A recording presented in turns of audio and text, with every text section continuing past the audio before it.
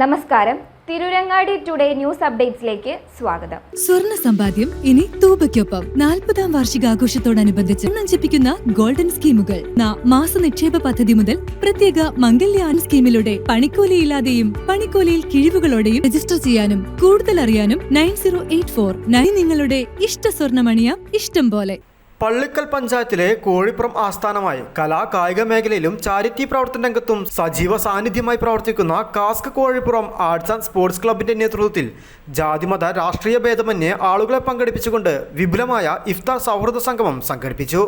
നാട്ടുകാരും വഴിയാത്രക്കാരും ഉൾപ്പെടെ 700ഓളം പേരാണ് കോഴിപ്പുറം അങ്ങാടിക്ക് സമീപം സംഘടിപ്പിച്ച ഇഫ്താർ സൗഹൃദ സംഗമത്തിൽ പങ്കാളികളായത്.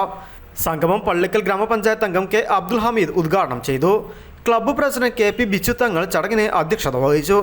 Thenhipalam police sub inspector Vipin V Pillai സംഗമത്തിൽ മുഖ്യാതിഥിയായിരുന്നു. സുബേർ മുസ്തിയർ പല്ലാർ പ്രാർത്ഥനയ്ക്ക് നേതൃത്വം നൽകി. പ്രൊഫസർ ജൗഹർ മാസ്റ്റർ മുഖ്യപ്രഭാഷണം നടത്തി. K P Mustafa Thangal, Johnson master, Anil master, P Abdul Rahman, Rajan master, Jamsheer Babu, Shafi Thondikkadan, Yushai Bava എന്നിവർ ചടങ്ങിൽ സംസാരിച്ചു.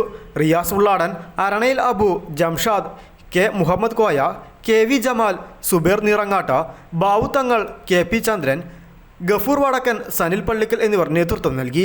News bureau, Tirurangadi.